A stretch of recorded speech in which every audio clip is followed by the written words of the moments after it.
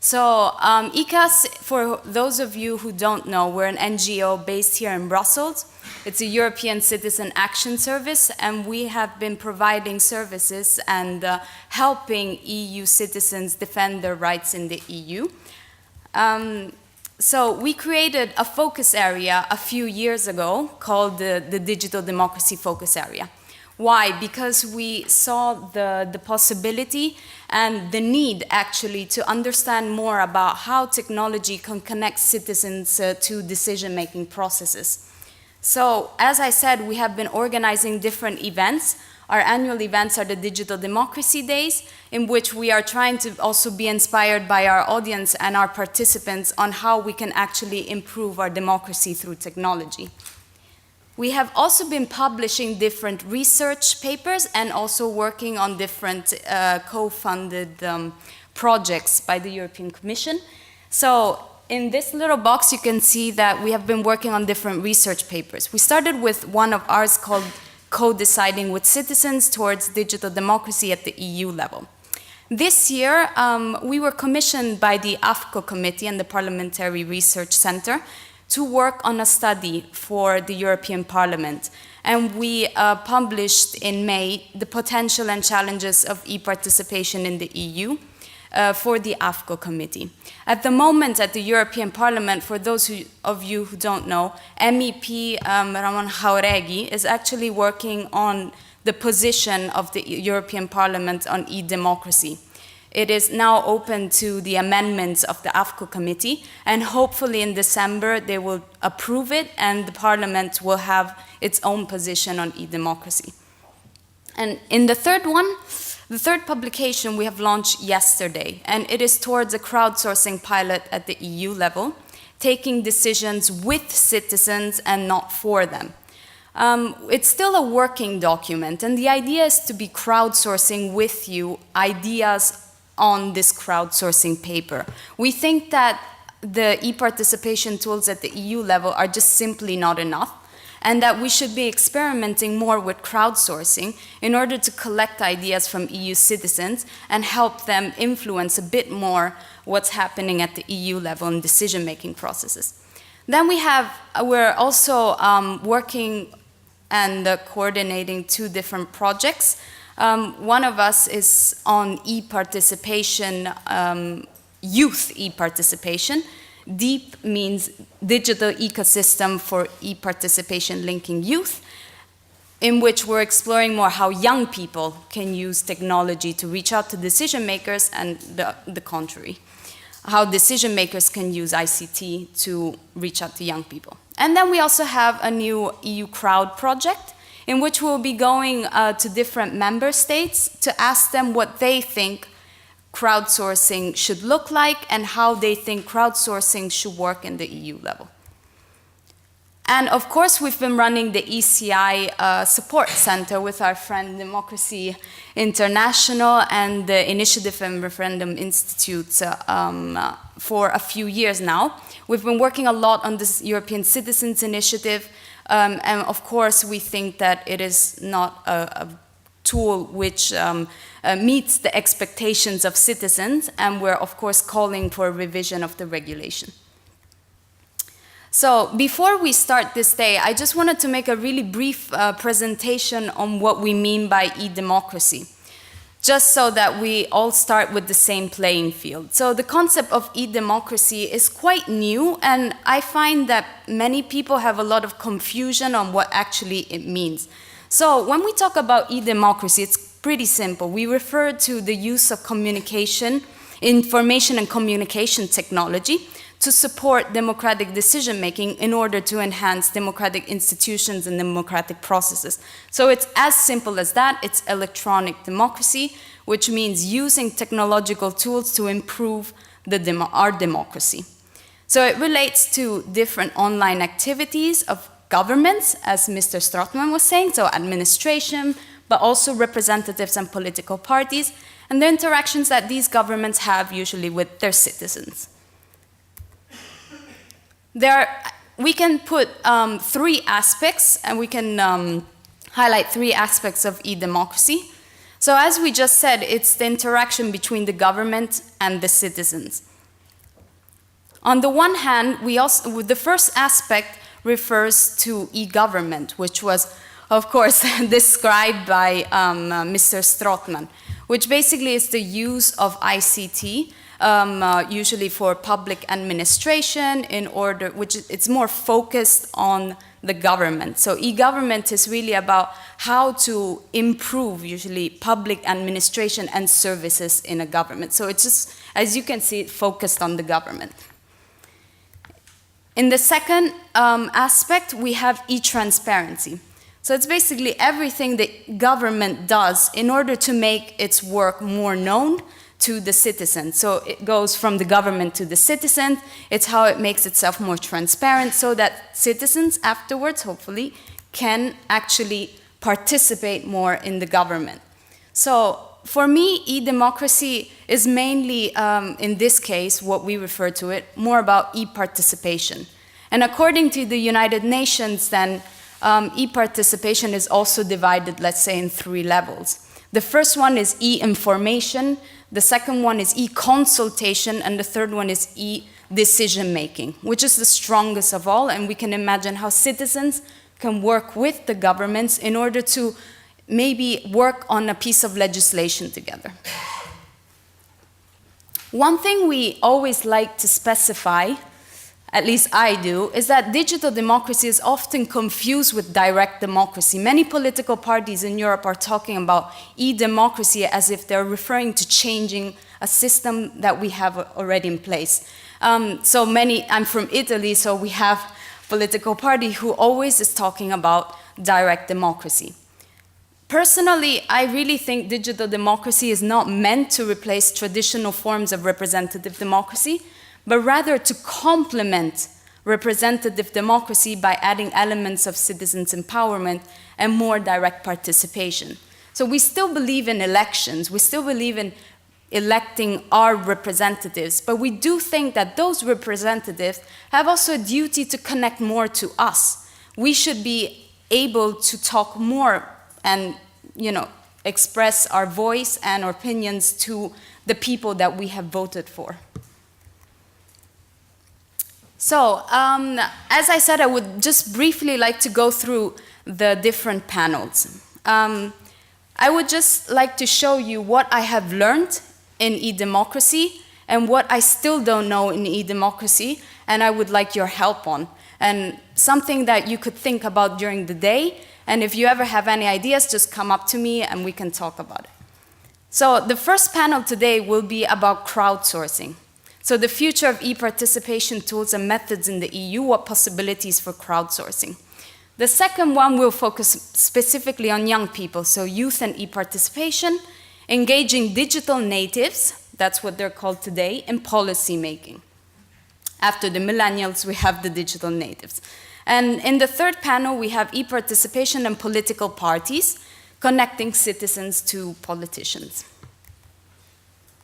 Before we start the first panel, just one quick notion on what crowdsourcing is. I get it a lot of times. Every time I'm going to events, I ask how many people actually understand what crowdsourcing is. So many times, I'm just surprised that people don't really know what it means. It's the new hype, it's the new trend. People are talking about it all the time. It has actually existed for years. But crowdsourcing nowadays just simply refers to the way of solving problems and producing things by connecting online with people that otherwise you wouldn't know. So it's also as simple as that. Crowdsourcing just means collecting ideas together. And in this case, nowadays we refer to collecting ideas together online. So what I learned on crowdsourcing and what I still have to discuss on crowdsourcing and explore on crowdsourcing. So while I've been studying e-democracy, I see a few things. I've learned a few things. The first one is that EU citizens want more influence on decision making. It has been it's not a big discovery, but it has been backed up by our research findings that EU citizens, sometimes they don't even want a mediator. They don't want to be represented by civil society organizations. They want their voices to be directly in touch with politicians and decision makers. So, my question is, would citizens actually participate more in policy making if they would have simply other ways to influence decision making? So is it because that they don't have enough tools nowadays to actually voice their concerns to politicians and decision makers? Or if even we were to give them all of the tools that they would need, maybe they would still not be interested in participating in policy making. That's just an open question that I have.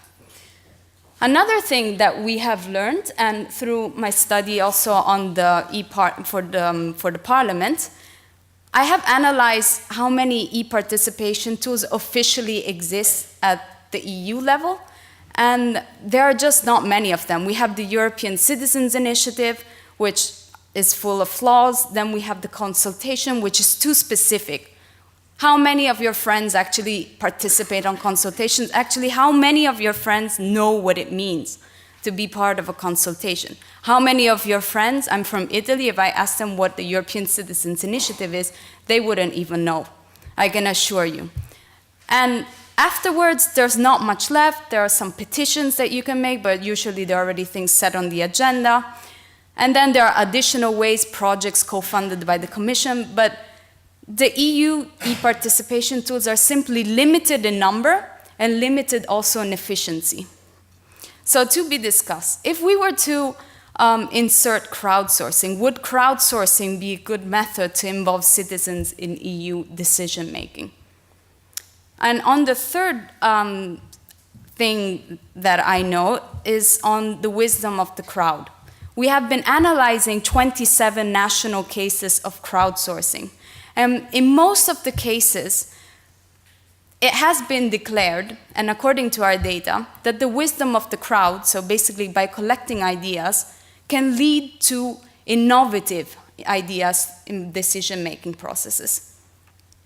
But my question is, if we were to open up a crowdsourcing at the EU level, so we would try to collect ideas from citizens, in which policy field would you think that this wisdom of the crowd could be applied? Because we have to be very careful between the balance of emotions and reason when we're thinking about a policy field. Take, for example, migration. If we were to take migration and to ask people what they would think about what's happening, are we sure we want that? Or maybe we need a platform for them to express themselves, but the policy, the questions that we ask and the way we collect ideas is very sensitive, of course.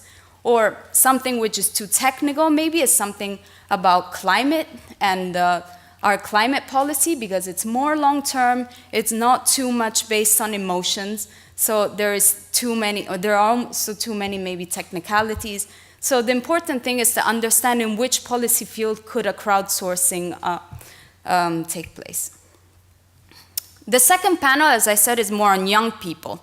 So young people and technology. What I learned, here I have only two of them, two big ones, that young people are less likely to use traditional forms of e-participation. So one of the reasons why they're not participating a lot in decision-making processes is because they are just born, let's say, in another age in which they're just less likely to use traditional ways of in policymaking. So how can young people use information and communication technology to actually voice their opinions to policymakers? Are there enough tools for them, or is it because they're not interested? And these are to be discussed. What I learned also is that young people express most of the time their opinions on public issues via the internet or in social media.